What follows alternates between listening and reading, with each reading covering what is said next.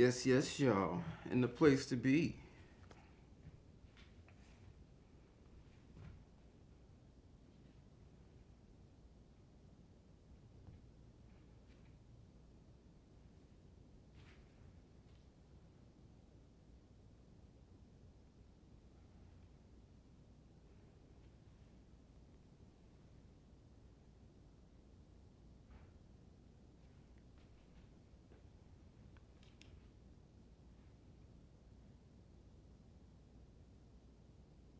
Yes, yes, y'all. Welcome to Beatmaking with Brother L. How y'all doing out there? Yeah? Okay, cool. Today we're using GarageBand. Make sure I wipe off some of that wipe off some of that shea butter. Got to keep those hands moisturized. We're using this tactile interface, right? I want to go over some things to kind of let you know the structure of what's happening here now on. I'm going to take 5 minutes for a countdown so that I can align all of the web strings and get them synced. It takes some time to do that. We're going to have an intro performance, roughly 3 to 5 minutes, utilizing the concept that I'll teach in the lesson, right? And then we'll have the lesson. That's about 25 minutes. And then we'll spend some time creating a new composition around what we just learned. Then I'll refocus. Refocusing is me utilizing ideas and concepts that I've already taught within this class, okay? So then I'll just include those things and we'll end with a performance, exiting with a summation of the lesson. Y'all get that? All right, so you know what's happening right now, right? Okay, cool. Let's get it.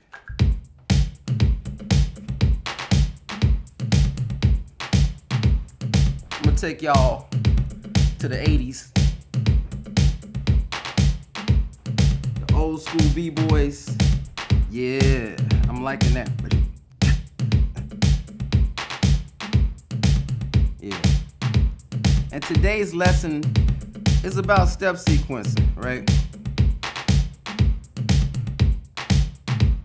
We can put that in there, but it's not because it's recorded already, right? But check it on out. Watch this.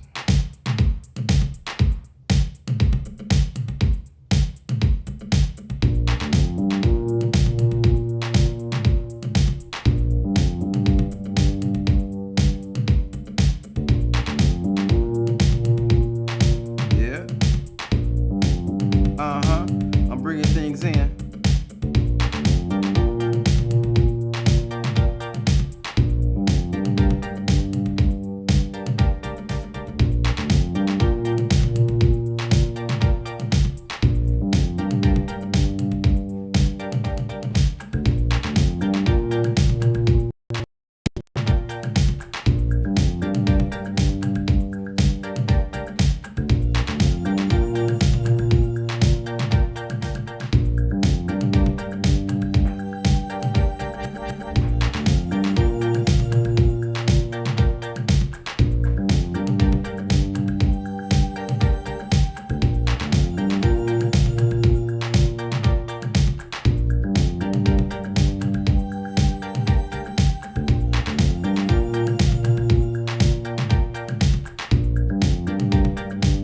Now bring it on in.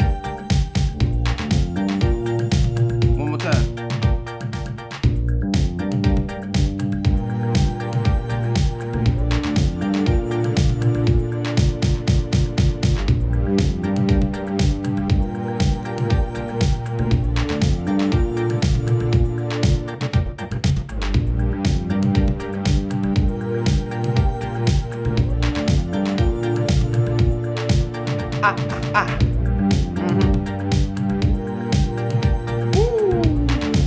Let's get to them once again. I repeated the beat right there. Now I'm gonna drop it out.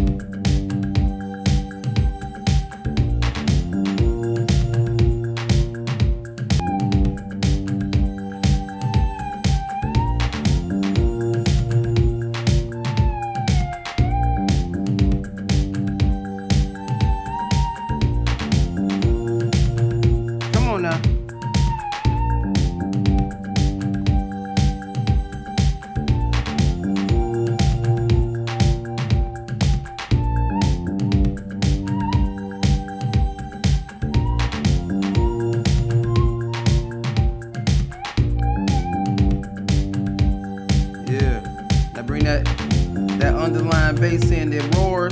Here we go now.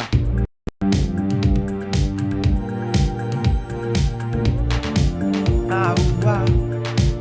Yeah.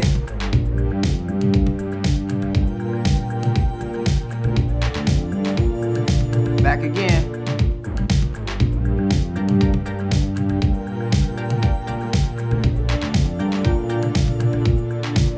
Oh, wow, one more time and then we out. We're gonna bring it all the way up. Oh, woo! And we out, and we in. Yes, welcome again. My name is Brother L, and welcome to this beat making session that we're having collectively, collaboratively, okay, online. So that was the performance illustrating a bit of what we'll talk about today. I like to get into some drum control and step sequencing. And the reason why I say drum control and step sequencing, let's see here, which track? I think we've lost that track. Today one, you know, it's here. Okay, cool. So that's definitely not it. We've made so many songs. We just made one today. Oh, okay. My goodness. Wait a minute, how is this organized?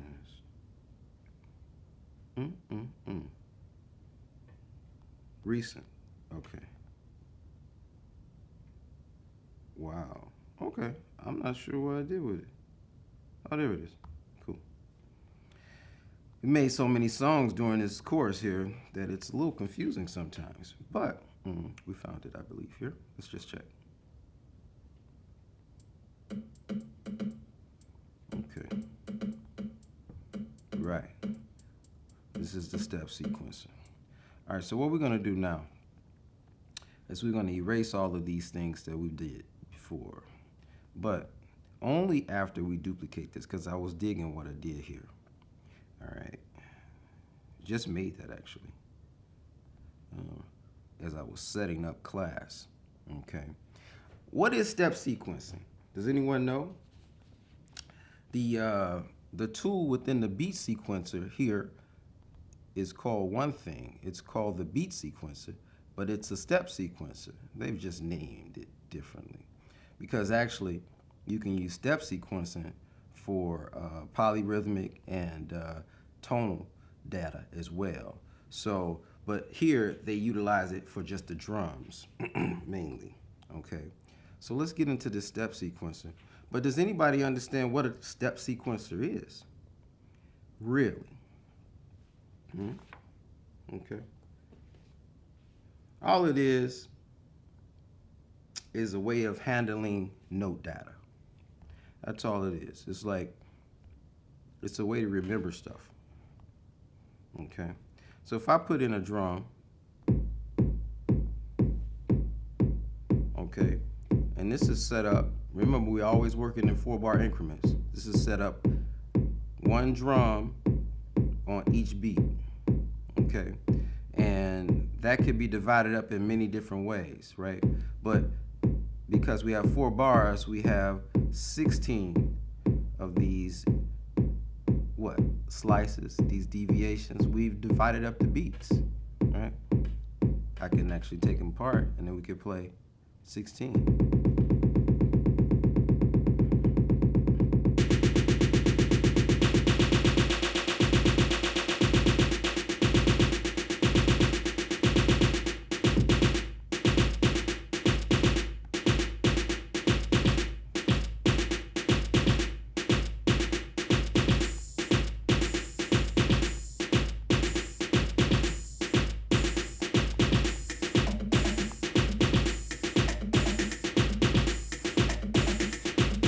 I like that, right? If we like that, we just continue and we record it in.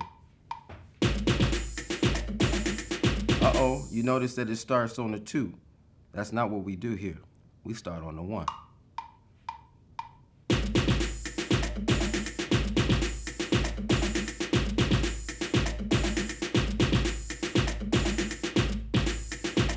Now it's in there. If I were to pull out these notes now, it wouldn't matter because they have now been programmed into the actual sequencer. So what does that mean? We got two different types of sequences. We got a linear sequencer and then we got a step sequencer. These are all the notes that we just programmed in from the step sequencer, you know. And like I say, it's just a way of handling music data, on and off notes, on and off signals, right? But through that, we can kind of organize our ideas. And that's where we're getting at, you know, ways of easily organizing our ideas so that we can actually have control of our thoughts and bring them to the surface and out and share them with the world. Got it? Mm-hmm. I know you get it. So, any thoughts about what we could do with a step sequencer? What's happening out there in the chat land? All right, y'all there? Who's with me? Check in now. Okay, cool. We got some heads. Great. Okay. So, there's a couple things that I want to do within this step sequencer, right? So, let's just go back to the step sequencer. There's a lot of people online showing you how to program notes within the step sequencer. So that's pretty obvious. To program a note on and off, right? Let me just erase this. Oh, until you erase the pattern, you just go in. Normally it'll be somewhere else. And you have all these other patterns in here too, by the way. They give you a bunch of patterns. But if you want to go back, you just all the way go, keep moving, and you'll see something that says new pattern. The only thing that is a bit odd about this is that if you went in and you say you wanted to delete these drums, and you only wanted a few different drums on here, it doesn't give you the option to stay this way. So for instance, like I just deleted all this and I only have the bass and the snare.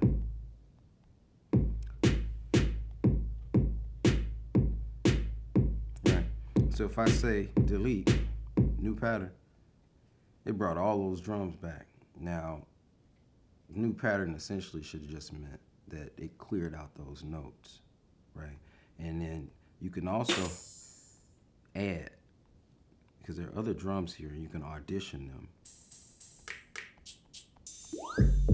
Y'all saw how I did that?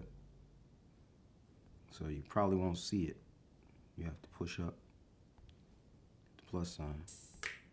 And now you got all these extra drums, of which you can add on in. Right? Okay. Now another way of getting rid of notes is pulling them back. That's why I love the step sequencer, because it's a fast way of creating a basis for us to create some other structure with, right? So let's find something to utilize, something that we know we want to utilize. We definitely want to utilize some timekeeping device, and that is our hi-hat, right? So now we know we have a rhythm. So let's record that. Oh, yeah, there we go.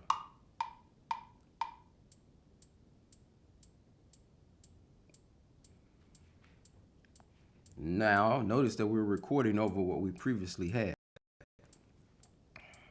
We go back to the actual main sequencer, double click, edit, and now all you see is that. I could program notes this way too. So I would just go over here, push this over to the pencil, and click in some notes.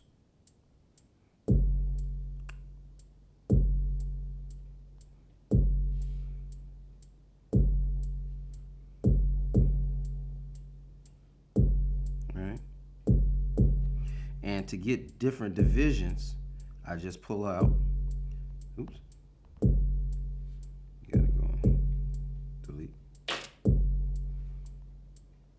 Say if I wanted a different division, I don't see it right here. I just see 1, 2, 3, 4 beats, right? But now I see more. So I'll go over here.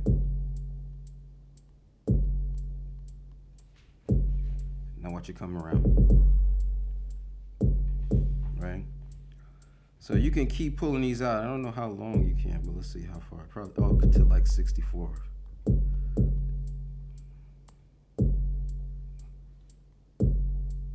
That's interesting. It won't, even if you pull it out to 64, it won't allow you to go in and just do that. So it remembers the last note. Got it? And if I was to make this note larger or longer in duration, right, the next note that I program will be that same length. Got it?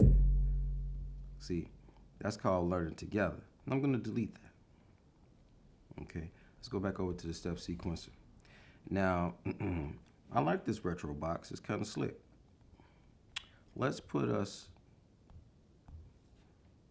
a kick drum on every beat, notoriously 4 on 4, right? 4 over 4. Let's make our tempo 119. Is good. Time signature 4 over 4 because we got 4 beats per 4 measures, right? Okay, 1, 2, 3, 4, right? That's the reason why you have 4, and it comes out to 16 different slices. 4 times.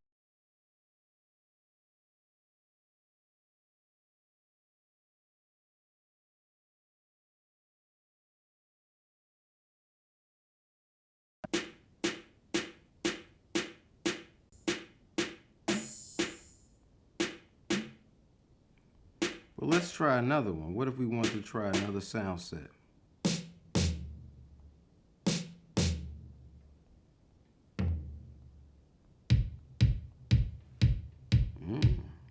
Yeah. That's cool. Let's see. Let's come up with this.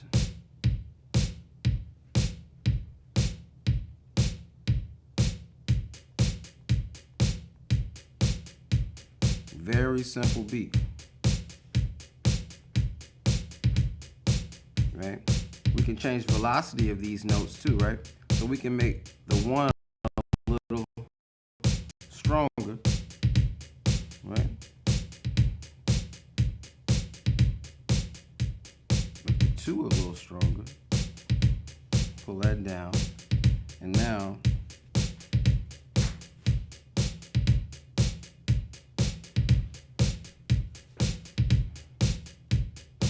we may have stopped and restarted. I got a sign that said the internet was slow for some reason. Just to, that happens with streaming. It's so many different variables you wouldn't believe me. But I hope that you all are still in and you can see the stream now.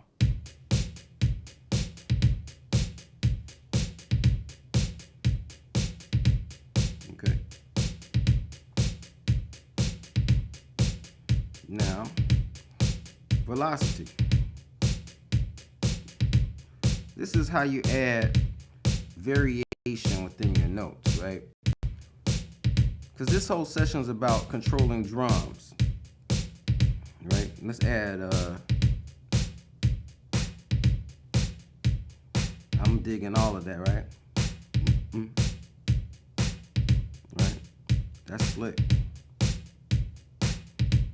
We can also add chants. Chance means that it'll hit, a percentage of times. It'll play back a percentage of times. Let's just say if we wanted to hit chance, and we're going here.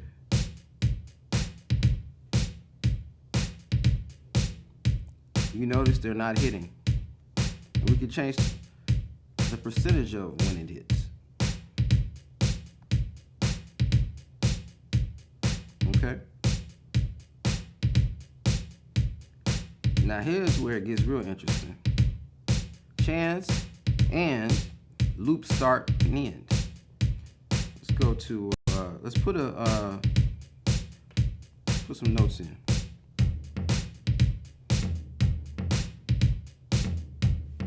That sounds cool already, right? Let's put a chance in that actually, let's put this one, let's put one more note right here.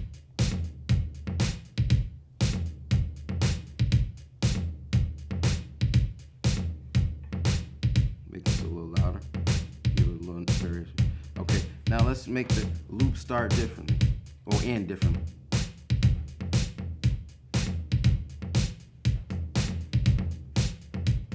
Now the bass loop is still, because we got a beat, 4 on 4, boom, boom, boom, boom, boom, boom, boom, boom.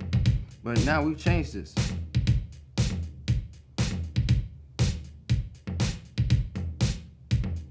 You can make all kind of interesting polyrhythms by doing so.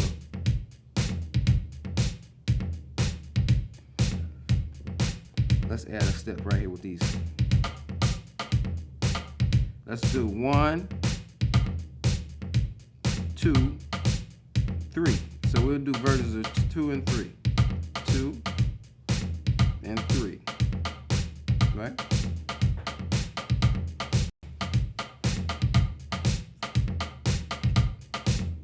Now let's change our start point.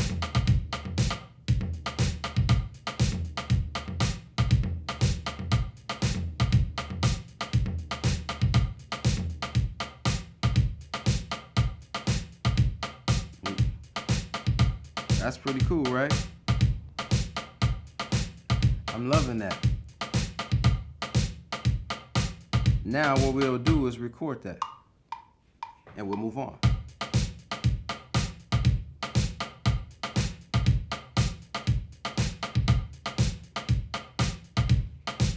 All right, so now we'll go to the next step sequence.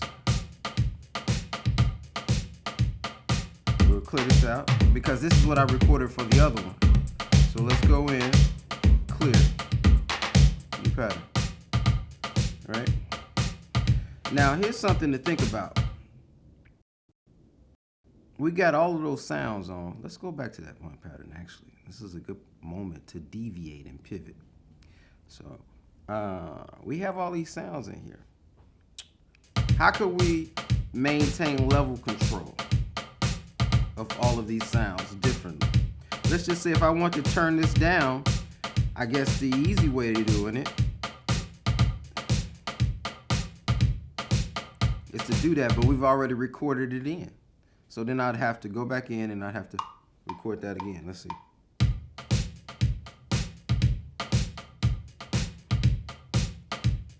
What you do.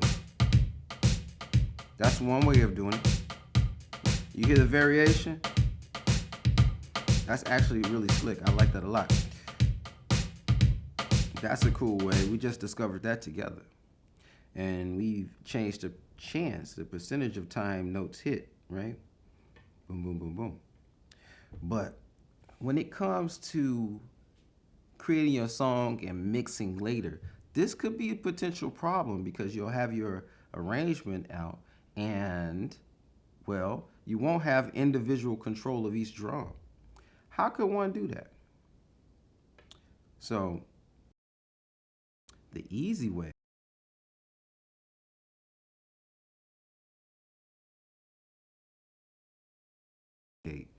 this, so we'll duplicate it, right? And then we'll copy,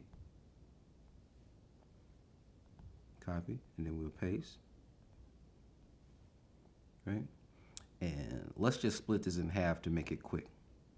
We'll edit, we'll go in. If you click and hold, let's just keep the bass drum and the snare, and we'll erase everything else. So if we click and hold, you can highlight everything. It'll select, oops, click and hold, then double click, then delete. Click, hold, delete, click, hold, double click, delete. Now we'll go back to this other one and edit it. So we erased all of these things. Now let's erase the bass drum and the snare. Double click, delete.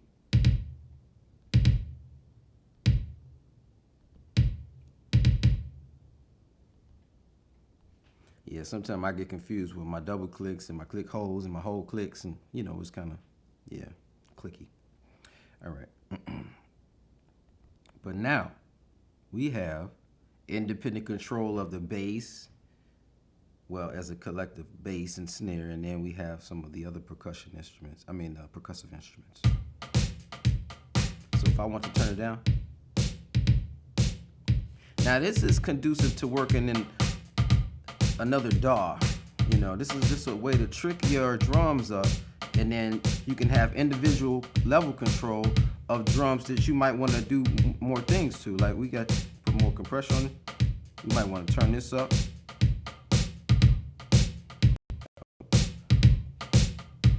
Right? We might want to add a different effect on these right here. Let's just say if we wanted to add an echo, right? It doesn't affect the other tracks, right? It's just a cleaner way to work so that you can do more later. It doesn't necessarily matter when you're composing your piece, but I tell you, it's very important. And this is a way that you can kind of trick up. GarageBand is limited for, I know this class is for all levels because some people, have been working with GarageBand but haven't developed some techniques to actually get the most out of this. I like to think about GarageBand as Logic in your pocket, and Logic is the mature version of this program. Used to belong to a company called eMagic way back in the day. Yeah, and I was utilizing it then. So when Apple purchased Logic, yeah, I had to actually buy a Mac computer because they didn't make it for a PC anymore, which was, I guess, a sad and good thing because I've come to enjoy working with these iOS platforms, right? Okay. But that's the genesis of all of this. Okay. So now we got a nice little drum track. Okay. Let's add more drums. Okay. What do we need? Let's check. What should we add, y'all?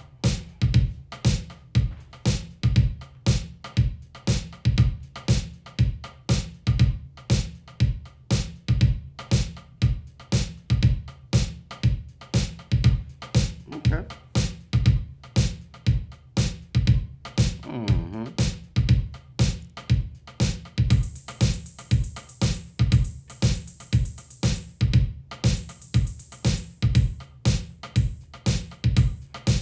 Definitely add some chance to it.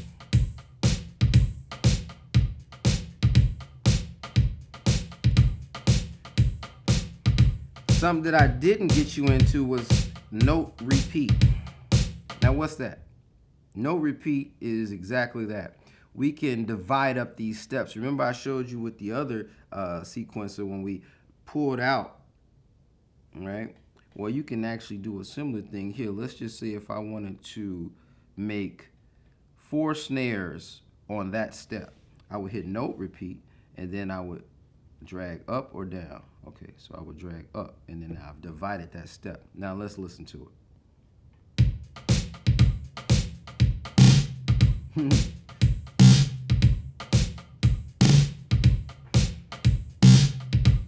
So if you ever wondered how, like, some trap music have these like really like rapid fire like hi-hats, well, that's one way that they do it.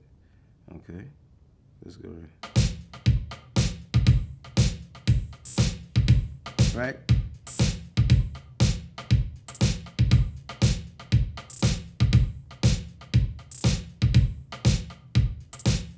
And if you hold it, it increases so that you can have a little bit more level control.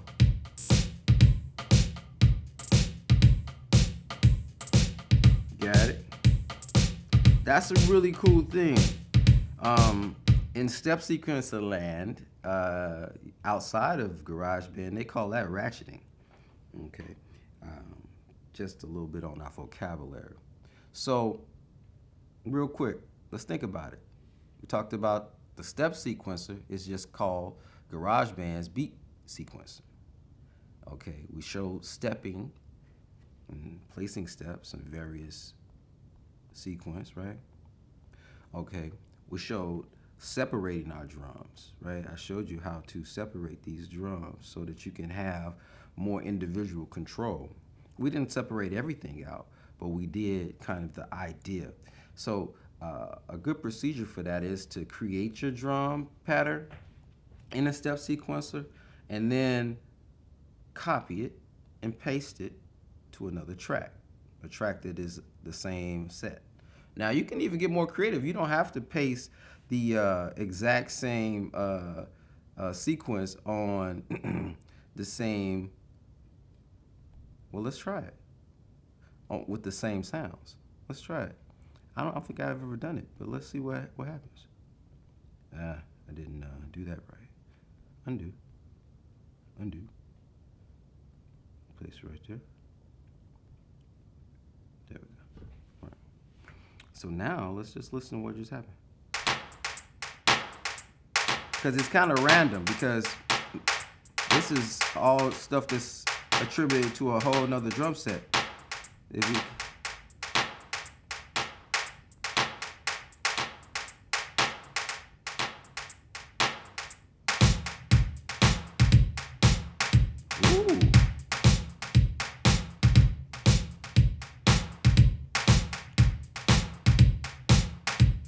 I'm digging that. I'm digging that. Okay, another thing is about equalizing your drums. It helps when you have things separated. You can get a better picture of the frequencies represented in that particular sound. Okay, so let's go in and see what that looks like. So let's go into plugins, and then we're going to go into visual EQ. One of my favorite things to do is to see what the sound looks like with a visual representation. To do so, I play the track, hit the analyzer. So you got the bass, snare, bass, snare, bass, snare, bass, snare. You can see it, right? And I can turn the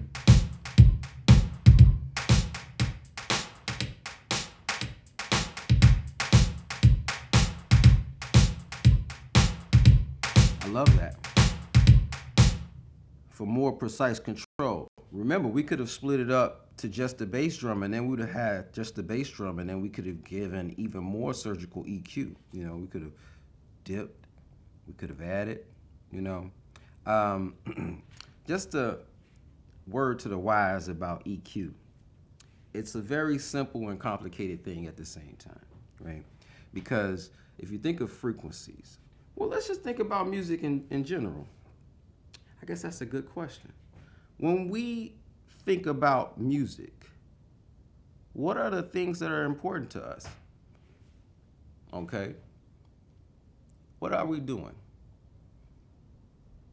Okay, let's simplify that even more.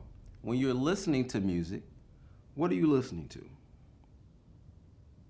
Are you listening to the notes? Are you listening to the rhythm? Are you listening to all of that?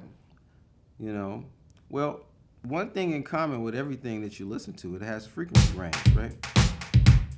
That goes back to what I was talking about Friday on my sonic palettes. The sonic palette is everything represented.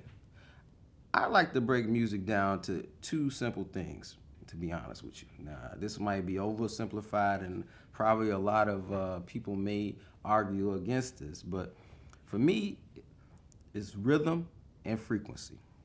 Rhythm is when things happen, right? And frequency is the vibration that determines the pitch, right? So if you got a chord, you know, normally that's at least 3 pitches, right? If you got it, and then how does that chord happen over time? That's the rhythm, right? And it's placed. That's one of the things with this step sequencer that makes it so cool, is that we go in and we can look at everything and we can see that this happens here. And this is some frequency content. This bass drum has frequency content. This snare, this clap. Okay. So what should we add with this to make it more interesting? Let's go back and play it.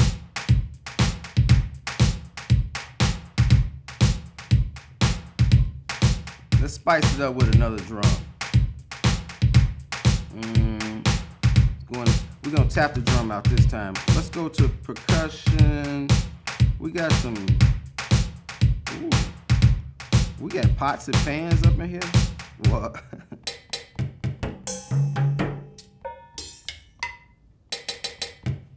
Okay, that's super cool. Now, this interface has a few different things that you should know about. At the top is drive. Drive means that we just increase the level of the signal. But it's driven, in meaning that it's a copy. It's not actually increasing. It does increase the volume, essentially, right? But it's doing more than that. It's actually adding another copy of the sound, which makes it louder, and that's called drive.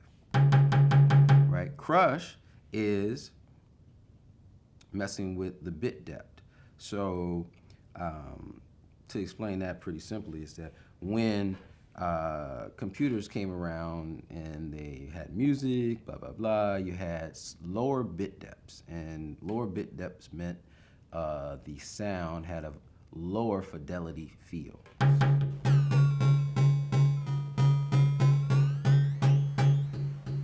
You know, modern day, let's fast forward to today. We talked a little bit about it, that people really enjoy the lower fidelity frequencies of the music of the past. Because we just kind of have this affinity, you know, it brings us back. That's one thing that I enjoy about music, is that it is a timekeeper for, well, it's a way to time travel. You know, you hear a piece of music or a sound, it could take you all the way back to something you were doing. Transport you to a new land. Okay? That's like 8, maybe. It gets all the way down to almost something that's unintelligible. But as a sound design tool, it could be very interesting. Right? Okay, let's turn it down. Now, high cut, low cut. That has to deal with frequency content. We're gonna cut off some of the high of this.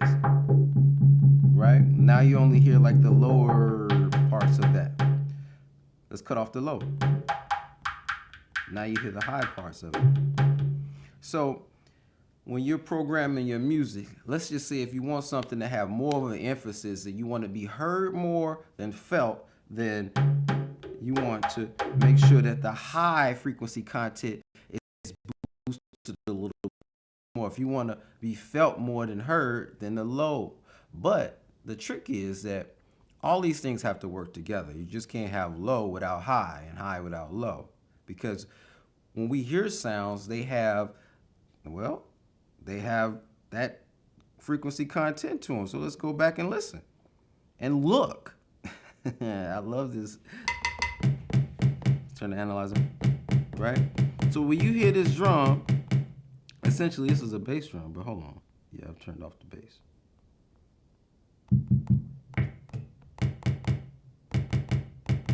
Okay, now let's go back.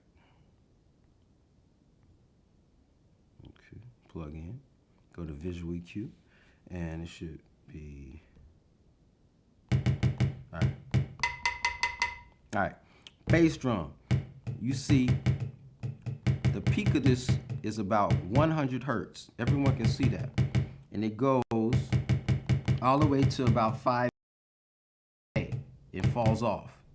It actually starts really falling off and taking a heck of a dive around like 250. This is 200 and this is 500. So like right there, you know, so all the fundamental frequencies of this bass, that's another vocabulary term, fundamental frequencies of this bass drum are what? Like from 50 to like 250 hertz. And then what's a hertz? Anybody know what a hertz is? It's just a unit of measurement in which we measure frequency content. We're looking at it though. That's the beauty about this tool. You can actually see what's going on.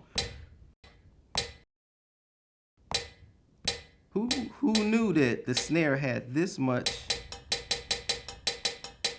low? 200 hertz. Goes all the way down to 100 hertz. You hear like that, you wouldn't even think about it. But when you see it, it's represented here, right? The bell. You see? And we can control these things. Okay, so let's add some of this in now.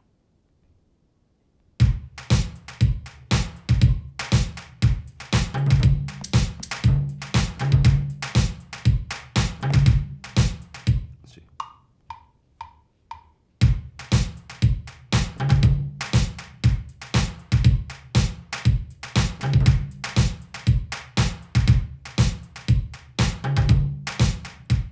That was almost right, but let's perform that a little bit better. Boop.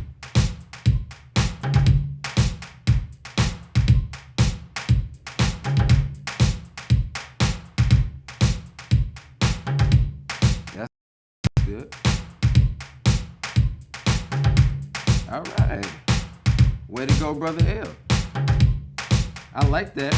Remember, we can still do things to turn the high content down. Let's listen. Right? That doesn't sound that good, but I just wanted to show you.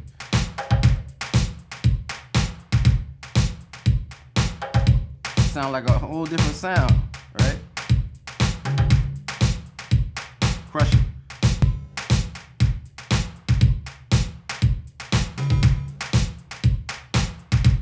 Add some drive. It just turned it all the way up, right? Drive is special.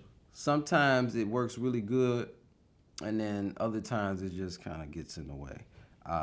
Yeah, so I like what's going on here. Turn it down a little bit, put a little compression on it. Now what else should we add to this track?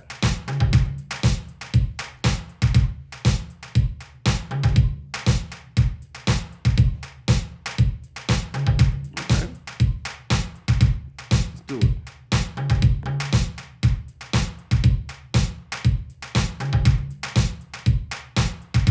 What we got here? Bass key.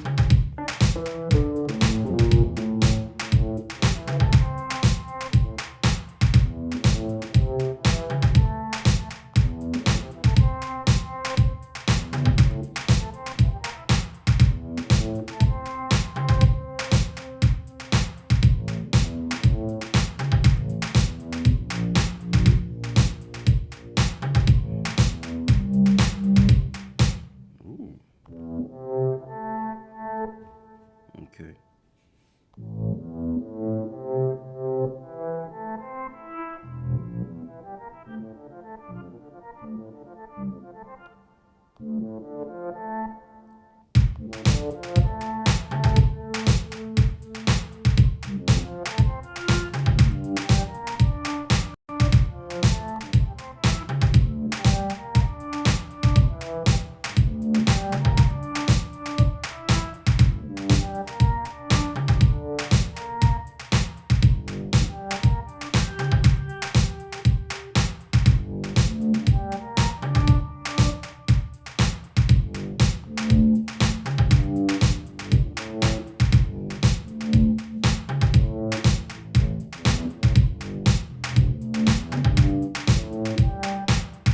Before we put the bass in, let's put some melody in.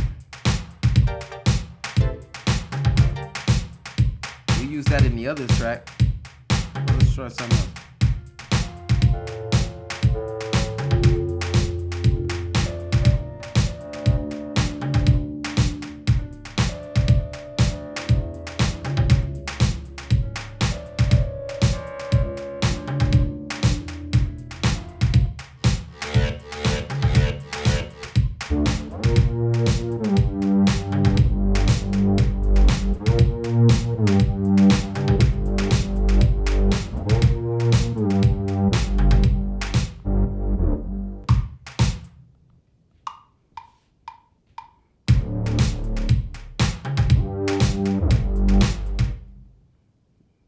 Let's practice what we're going to do.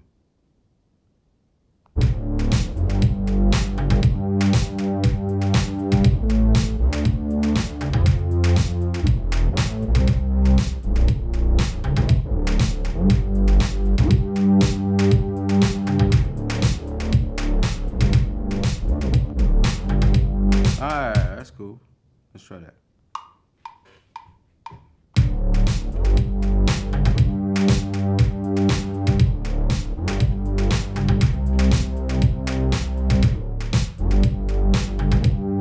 G minor to C. Let's get back to other instruments. What we got here?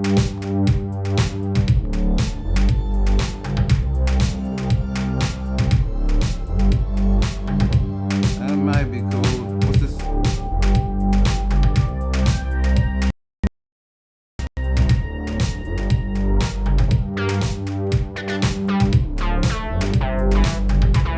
'80s mixtape. What's that?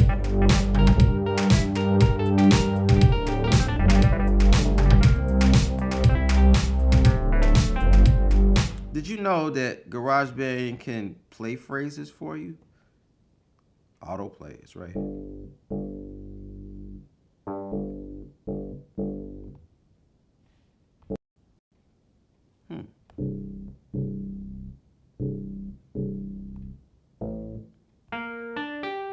I think I like to play my own phrase, but it's cool that you...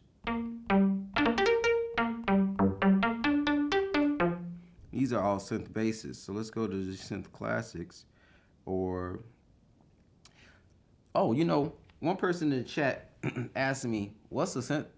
A synth is a synthesizer, a tool that makes sound, basically. It synthesizes frequencies to, you know, make rhythmic tonal content, right?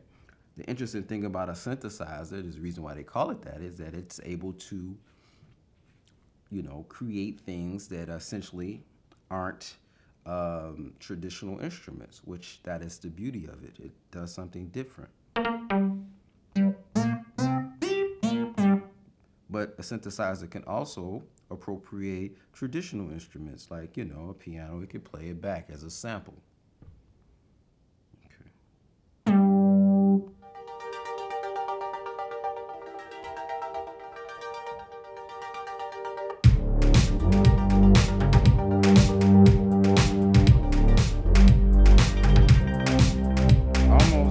Almost there. We almost getting something.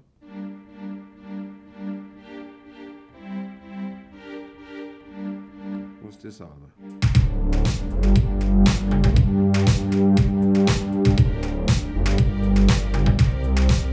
All right, we're gonna go low to high.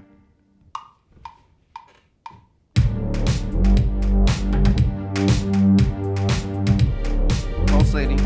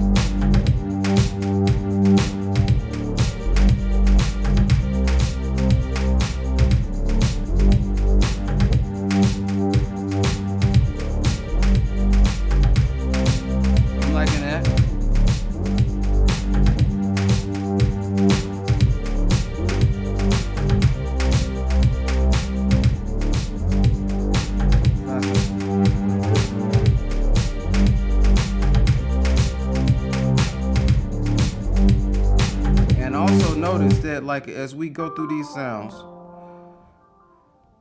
you got more. It appears that this is all you have, but if you go to main categories right here, even more come down. And, you know, I just recently downloaded a few different things here, just to let you know that there are other sounds within this program.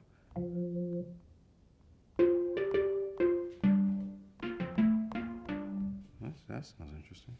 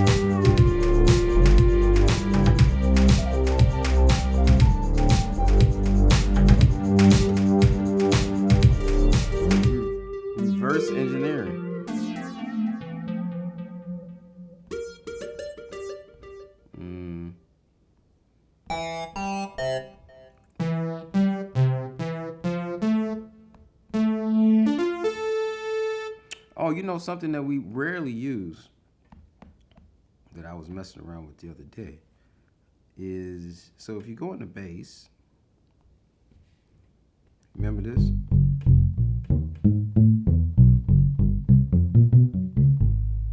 You can go in and they have different versions of it, like at a retro. But if you turn on the autoplay,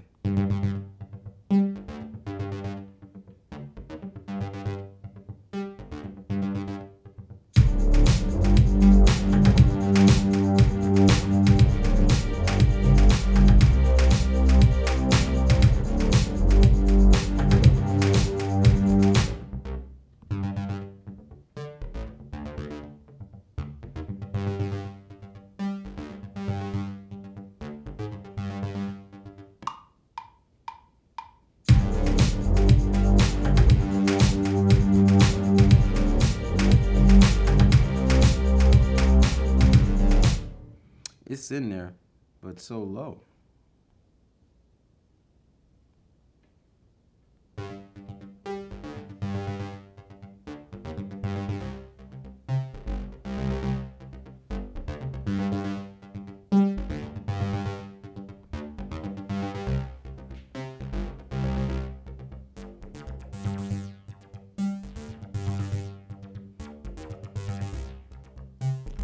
Yeah. Okay. So what I'll do is, I think I'm going to rebuild this track around this.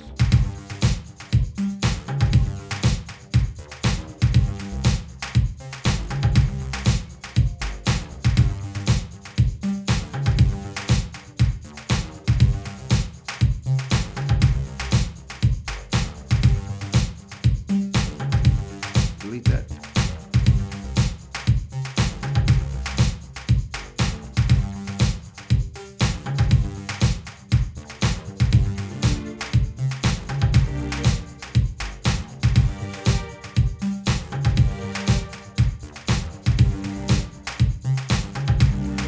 Right, you like that?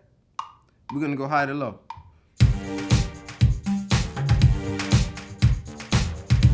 Low again.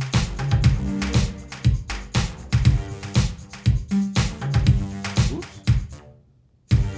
Alright, cool. Now let's get us some more.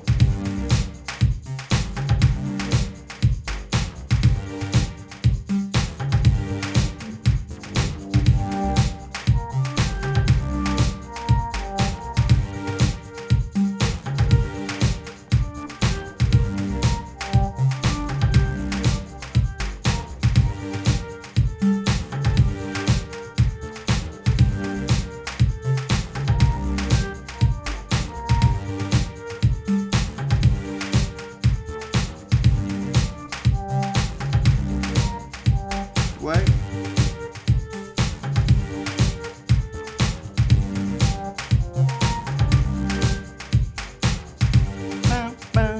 Ladies, I'm coming back.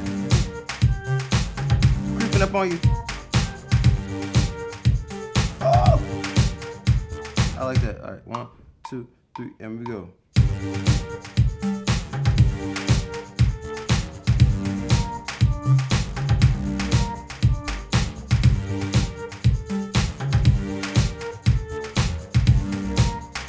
What it sound like with a bell? No, that dark ramp. So we got to ramp into this. Yeah. Come on now. Yeah, I'm vibing with that.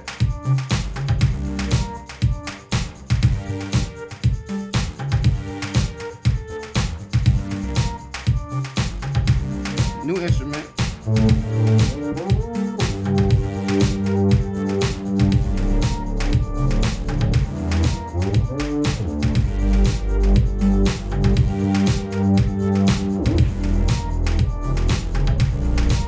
Almost.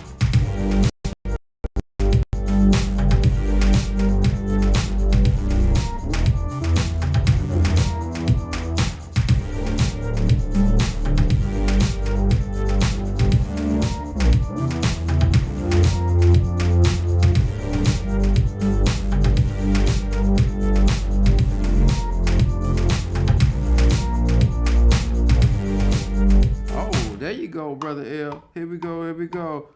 Twice.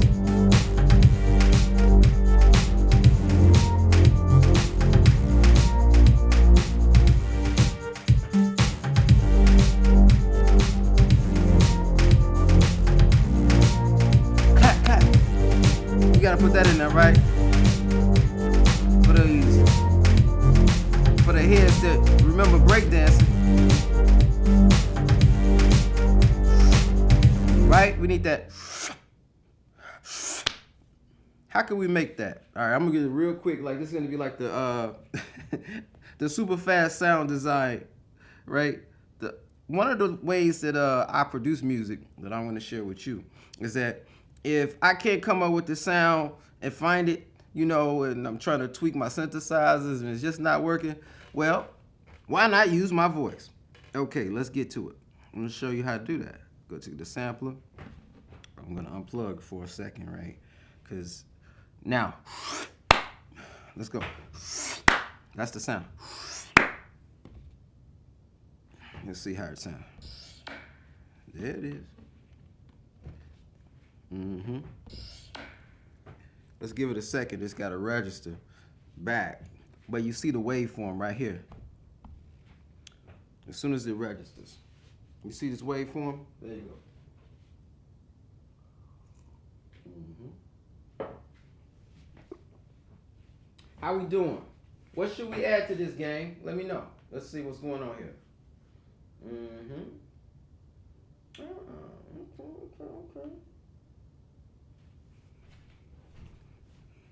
Turn cancel.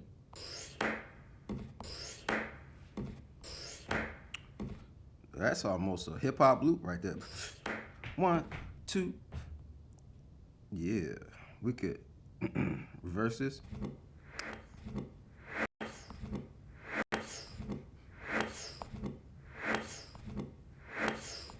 Sampling is quick sound design.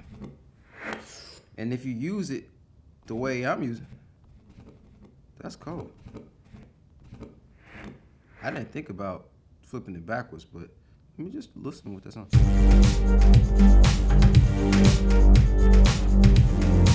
Now for what I want, you got it this way.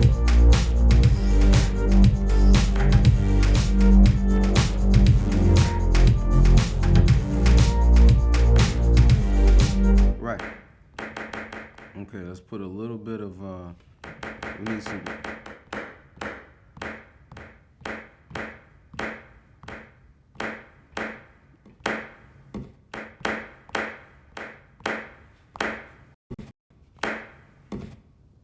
change this reverb to something a little bit longer. So we go to Master Effects, Reverb. I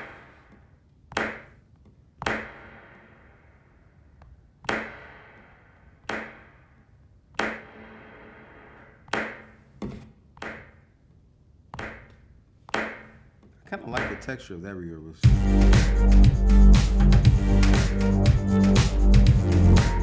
Woo! That you see the little underbelly. You heard that? That's it right there. Now we're starting to make the sounds, and they are becoming our own. And as you notice, another little trick I did. I didn't truncate it all the way. I allow for a little bit of space. And why did I do that? Because right there is, I'm tricking up the sequencer, because the sequencer would put the note right on the beat. But I don't really want it to be right on the beat. I want it to be slightly off the beat. Just a hair, to give it a little bit of, you know, emotional feel. Here we go.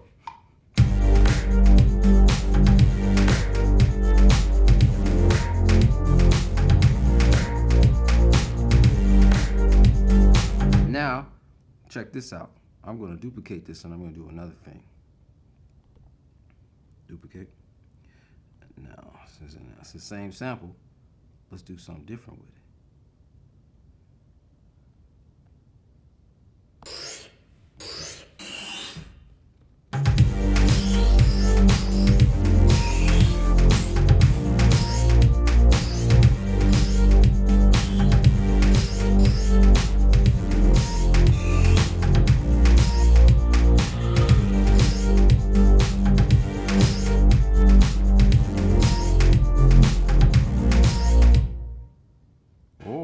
this is something I didn't learn. I just learned that. So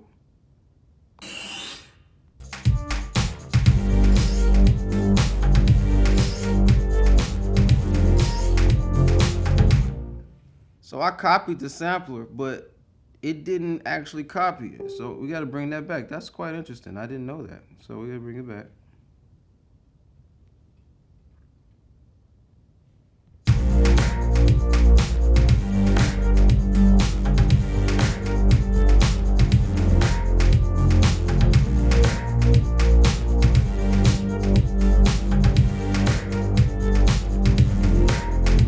See how I'm adjusting the rhythm and where it comes in? Watch. You see now?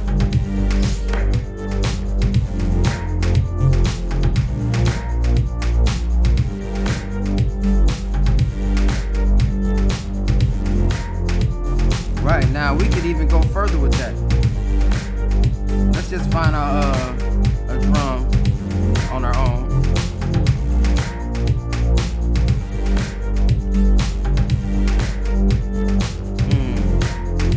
Drummer. Let's find a drum that will play within the sequencer.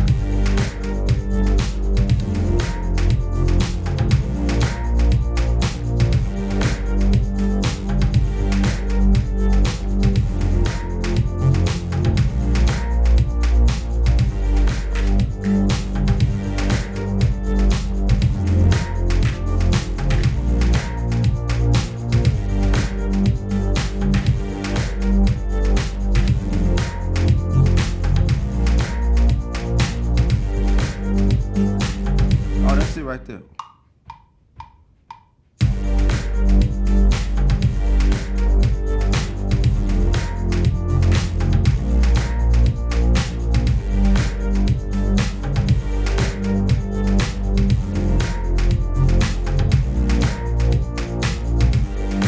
Let's get back to it. Delete this one.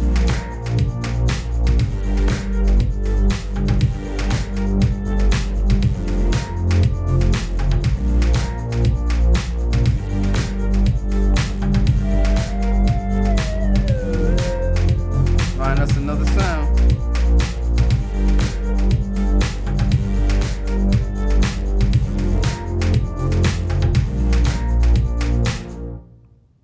Ooh, that is so cold. Let's see the potential of this. Let's give it a little baby arrangement so we can see what's really happening over here. Okay, move this. Sometimes you just don't want to do what you want to do. I say, move, man, move. Okay. Let's duplicate it. Let's get this a quick 16-bar baby arrangement. And then we're going to, so we can kind of see the potential of what's going on here and give it a little bit of structure, right? So I'm refocusing into how we actually create, our pieces, right? Remember, we're learning about controls, some mixing hacks, tricks, right? And arranging, editing, arranging. Back to our favorite thing, because we'll, like I say, we'll work this until we are in a place that we're satisfied. All right? So, what needs to come in first?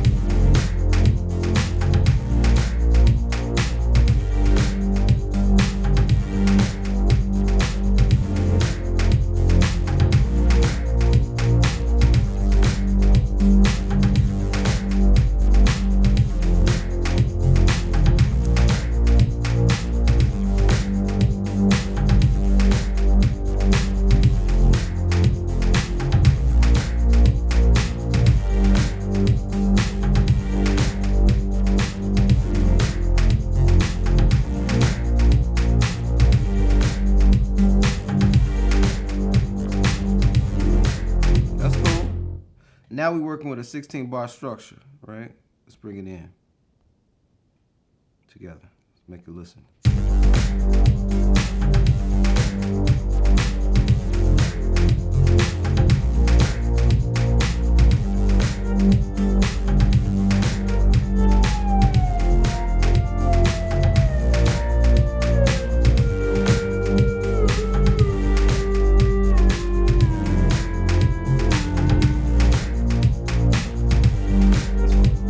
Something to go with that. That was cool, but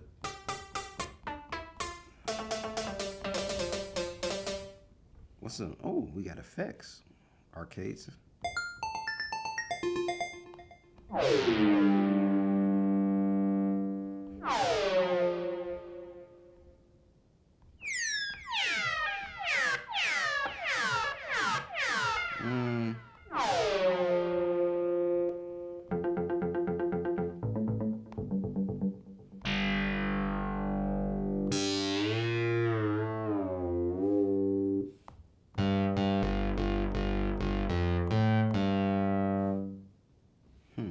Interesting.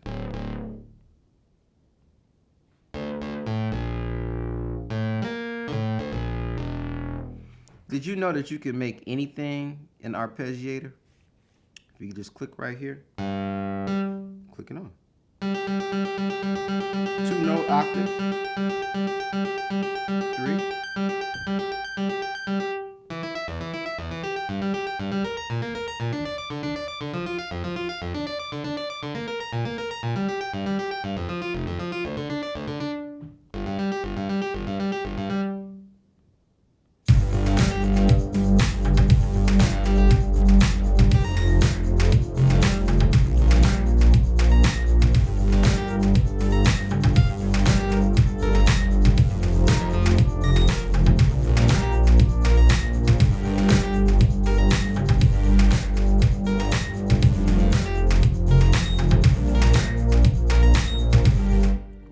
Something. Let's just record that on section C.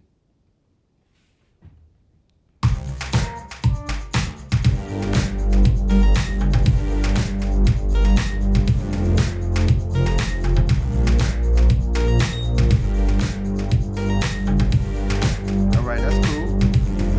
Section D.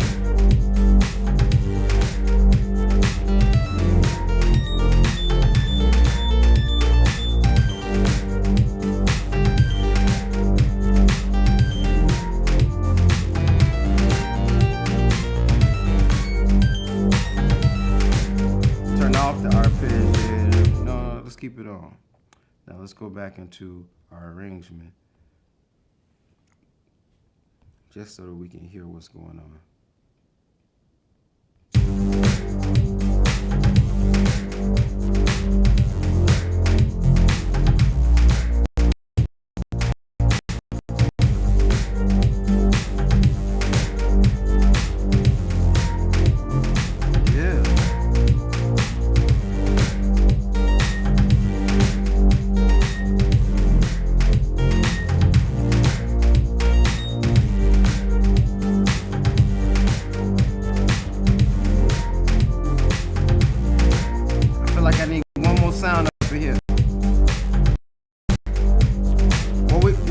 Gang, what we doing, the gang? What we doing now?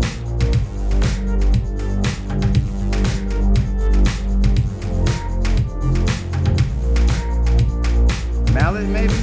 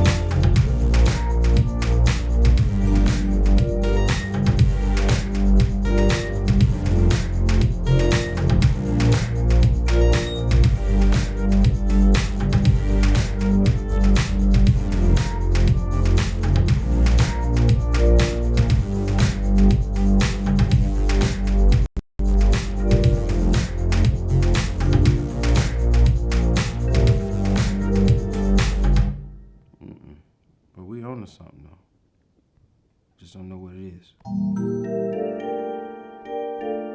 That's why we're trying variations of things. Loopy.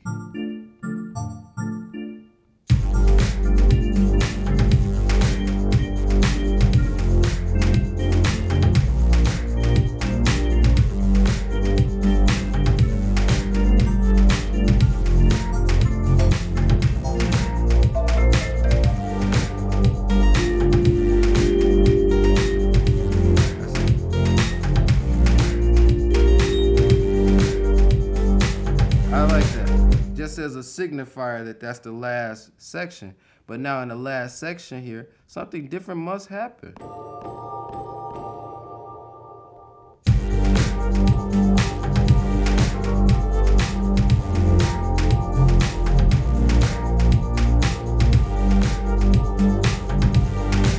try that. No, that can't happen because we're transitioning from one section to another. And we need another instrument. More synth. Okay. I know you're like, Brother Ew, why does he always add all these synthesizers? I know I'm crazy with synthesizers.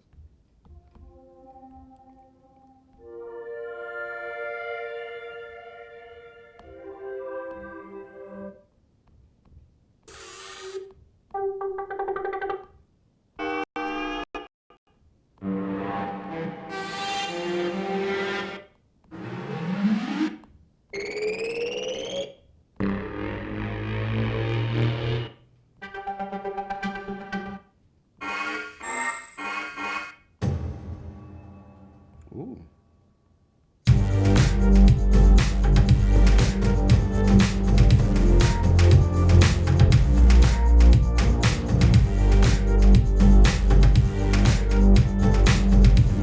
That's interesting.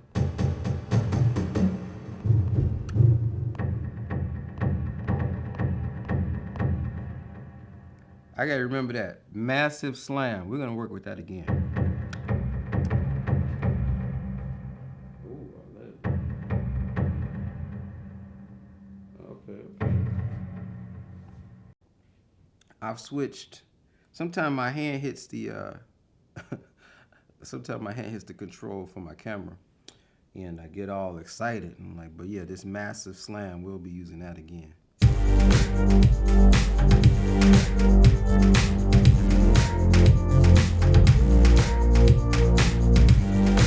I think this is a good time to pause and jam a little bit. But before we jam, let's talk about a few things of what happened today. And we're going to recap, okay? Let's bring all this back in, all sections. So, we did a lot. GarageBand used to be limited. Well, at some point it was only 8 tracks. And now I don't even know if there's a track limit to how many you can add. We've never come across that situation just yet. So real quick, drum control. We talked about step sequencing. Talk about stepping in various fashions and the control that you have per step, right? You have velocity, note repeat, chance, and then you can even do more interesting things by polyrhythmatic control with the loop start, right? So you can have 3/4 going over 4/4. So every time it repeats, it's repeating in 3/4 instead of 4/4. I know, sounds complicated, but the easiest thing is that we just did it right here, right? Went to the loop start.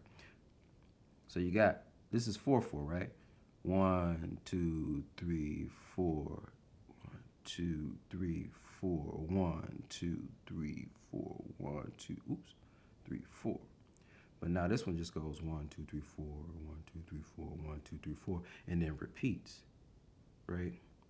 So essentially, that loop is going faster. It's imposed over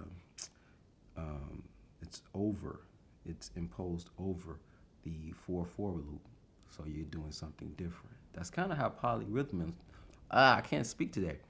My lips are a bit dry. I need some chapstick. Polyrhythms work. Okay. We talked about layering drums. One of my favorite things to do. And layering drums in GarageBand is a bit tricky, but not impossible. I showed you how to separate patterns, right? I showed you that. Simple. We went in and we separated patterns. Go back, separating these patterns. Double click, edit. Right? I showed you how to get in with finer detail in case you want to arrange differently. Right? Okay. And we separated, we went in and clicked and held, click hold, and highlight this everything, and then you can delete it all at once. Right? That's done. I showed you about variations. Okay, adding variation in velocities. Right? See right here, these are, the velocities are different. Gives you some dynamic control. Okay, showed you about note repeat, and that's kind of what you call ratcheting in analog synthesizer world. Chance, one of the most underrated features in GarageBand, especially with this beat sequencer. That's super powerful because it's like you can make a 1-bar loop seem like it's going forever, and it doesn't have to be monotonous. It doesn't have to repeat over and over. It doesn't have to be repetitive. Because you can invoke chance at different steps to do different things. So it doesn't always have to be the same. It's almost like essentially stretching a really long loop, right? Longer than a table. Okay. And we talked about filtering. We talked about EQ, right? So we talked about quite a few things today, all right? And I think that that's good. What you think? Any thoughts on what we've covered? Let me know as we perform this piece. On the way out, I'm going to mute all of this here and see if I can do some coolness on the fly.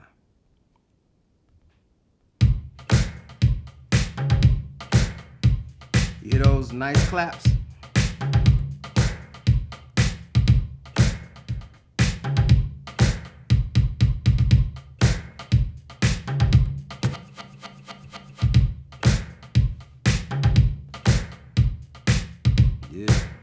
Bring in. Yeah.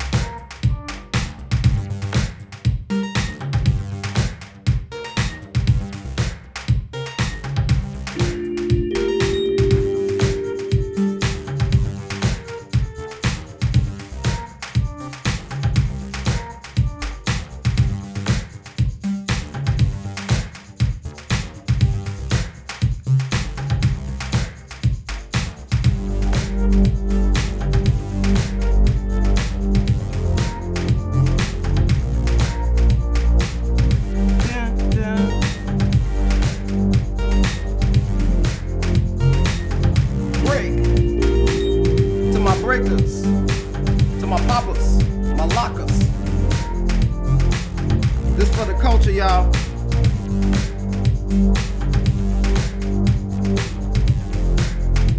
Ha! Right. 1, 2. What you gonna do?